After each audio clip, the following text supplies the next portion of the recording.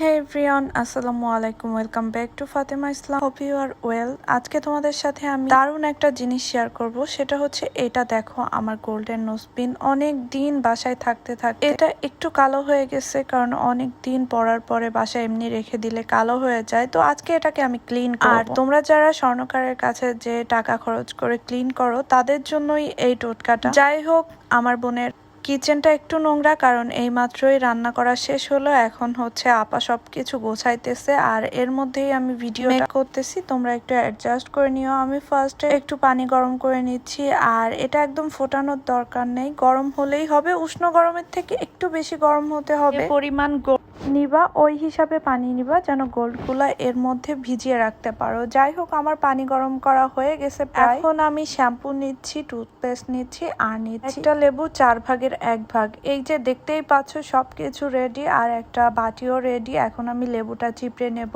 তারপরে পেস্ট দিয়ে নিব আর শ্যাম্পু দেব। তোমরা খেয়াল রাখবা, তোমাদের গোল্ড যতটুকু ততটুকুই দেওয়ার চেষ্টা করবা। এখানে যেহেতু আমার 2টা কানের দুল আর একটা নোজপিন, কানের দুলটা পরে অ্যাড হয়েছে, আমি যেটুকু বানাচ্ছি এটুকুতে হয়ে যাবে। যেহেতু আরিয়ান বাবা আমাকে ভিডিওতে হেল্প করতেছে, তো ও পেস্টটা বের করতে যে একটু ফেলে দিছে, তোমরা অ্যাডজাস্ট করে নিও। যাই হোক, আমি একটু শ্যাম্পু দিয়ে দিলাম। তোমাদের বাসায় যেমন শ্যাম্পু থাকবে, যে টাইপের শ্যাম্পু থাকবে ওটাই দিতে পারো। আমি তো আমার ড্যান্ড্রফ যাওয়া শ্যাম্পুটা দিয়ে দিছি, এটার সাথে আবার কন্ডিশনারও আছে। তোমরা ট্রাই করবা কন্ডিশনার যেন না থাকে এই টাইপের শ্যাম্পু দিতে। যাই হোক, আমি সবকিছু মিক্সড করে নিচ্ছি, লেবুটা আরো বেশি করে চিপড়ে দিয়ে দিচ্ছি। তোমরা তো জানোই লেবুতে একরকম ব্লিচ আছে, তো লেবু এমনি স্কিনে দিলে স্কিনও পরিষ্কার হয়। যাই হোক, এখন আমি গরম পানিটা অ্যাড করে দিব। এটা তো নর্মাল গরম পানি, মনে করো যে কোনো কাপড় চোপড় ধোয়া বা কোনো কিছু ক্লিন করাতে ইউজ করলে যেটুকু এমনি ক্লিন হয় তার থেকে বেশি ভালো ক্লিন হয় তোমার গরম পানি ইউজ করলে। যাই হোক, আমি এখন আমার নোজপিনটা দিয়ে দিচ্ছি। এর মধ্যে আন্টি বলতেছে আন্টির কানের দুলটাও ময়লা হয়ে গেছে, তো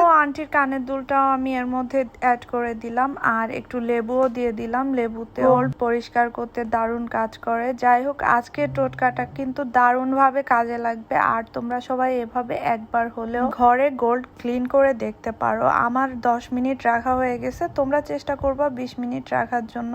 তো আমি ফার্স্টে আন্টির কানের দুলটা ক্লিন করব। এখন আমি ওয়াশরুমে চলে আসছি, আর আমি একটু পেস্ট লাগিয়ে নিব।